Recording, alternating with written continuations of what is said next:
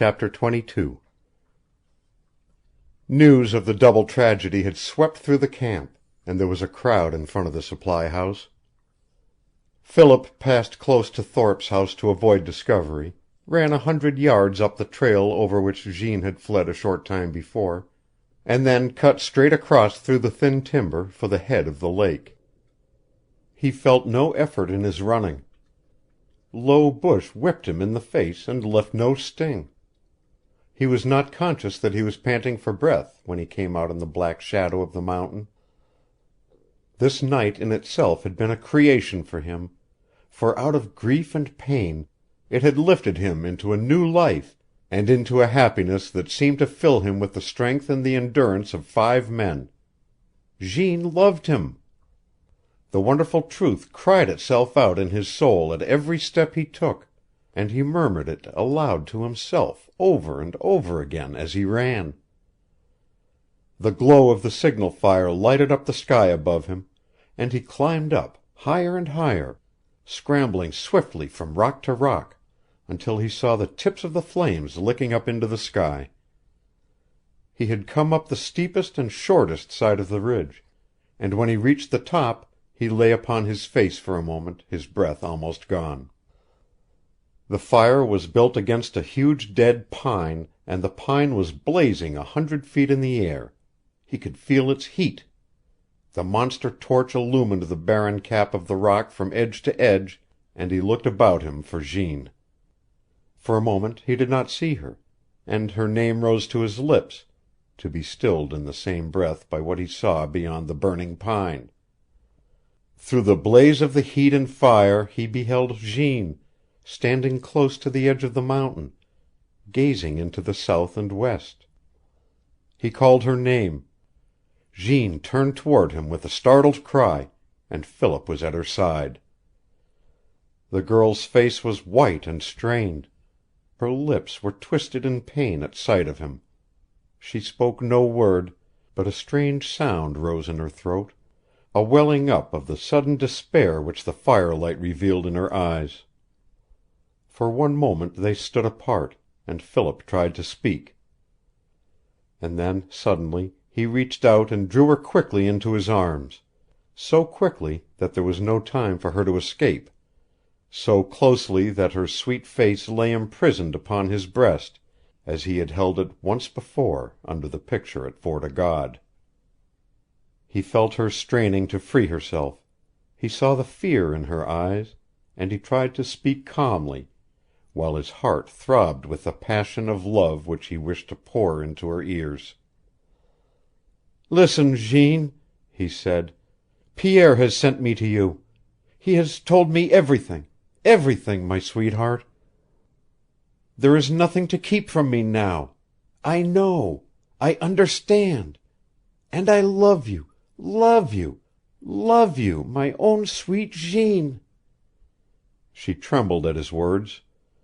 He felt her shuddering in his arms, and her eyes gazed at him wonderingly, filled with a strange and incredulous look, while her lips quivered and remained speechless. He drew her nearer until his face was against her own, and the warmth of her lips, her eyes, and her hair entered into him, and near stifled his heart with joy. "He has told me everything, my little Jeanne," he said again, in a whisper that rose just above the crackling of the pine. "Everything. He told me because he knew that I loved you, and because—" The words choked in his throat. At this hesitation Jeanne drew her head back, and with her hands pressing against his breast, looked into his face.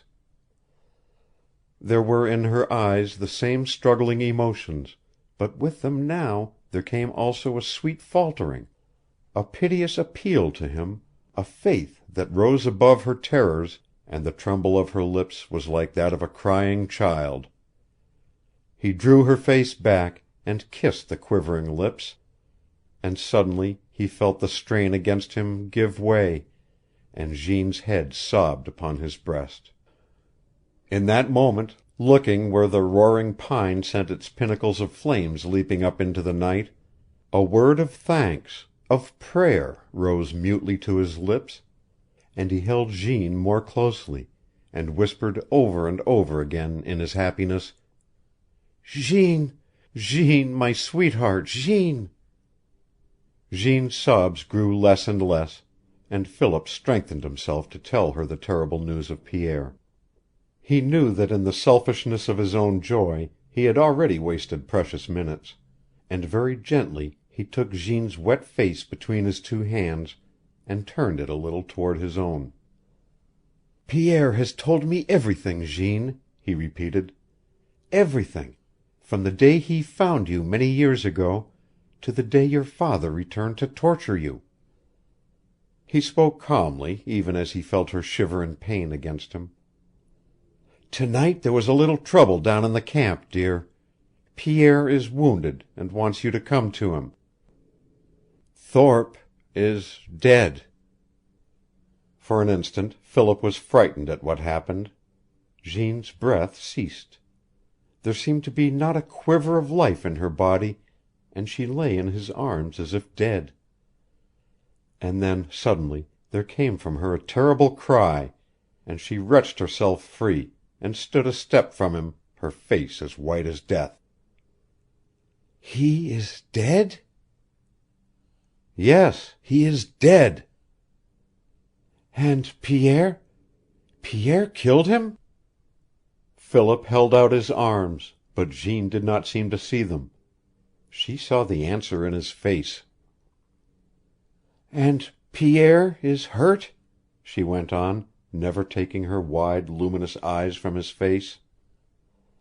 Before he answered, Philip took her trembling hands in his own, as though he would lighten the blow by the warmth and touch of his great love. "Yes, he is hurt, Jeanne," he said. "We must hurry, for I am afraid there is no time to lose." "He is dying?" "I fear so, Jeanne." He turned before the look that came into her face, and led her about the circle of fire to the side of the mountain that sloped down into the plain. Suddenly Jeanne stopped for an instant. Her fingers tightened about his. Her face was turned back into the endless desolation of night and forest that lay to the south and west. Far out, a mile, 2 miles, an answering fire was breaking the black curtain that hid all things beyond them. Jeanne lifted her face to him. Grief and love, pain and joy, shone in her eyes. "They are there," she said chokingly. "It is Sachigo, and they are coming. Once again before they began the descent of the mountain, Philip drew her close in his arms and kissed her. And this time there was the sweet surrender to him of all things in the tenderness of Jeanne's lips. Silent in their grief, and yet communing in sympathy and love in the firm clasp of their hands, they came down the mountain, through the thin spruce forest, and to the lighted cabin where Pierre lay dying. MacDougall was in the room when they entered, and rose softly, tiptoeing into the little office. Philip led Jeanne to Pierre's side, and as he bent over him and spoke softly, the half-breed opened his eyes. He saw Jeanne. Into his fading eyes there came a wonderful light. His lips moved, and his hands strove to lift themselves above the crumpled blanket. Jeanne dropped upon her knees beside him, and as she clasped his chilled hands to her breast, a glorious understanding lighted up her face, and then she took Pierre's face between her hands and bowed her own close down to it, so that the two were hidden under the beauteous halo of her hair. Philip gripped at his throat to hold back a sob. A terrible stillness came into the room, and he dared not move. It seemed a long time before Jeanne lifted her head, slowly, tenderly, as if fearing to awaken a sleeping child. She turned to him, and he read the truth in her face before she had spoken. Her voice was low and calm, filled with the sweetness and tenderness and strength that come only to a woman in the final moment of a great sorrow. "Leave us, Philip," she said. "Pierre is dead." End of chapter 22. Recording by Roger Moline.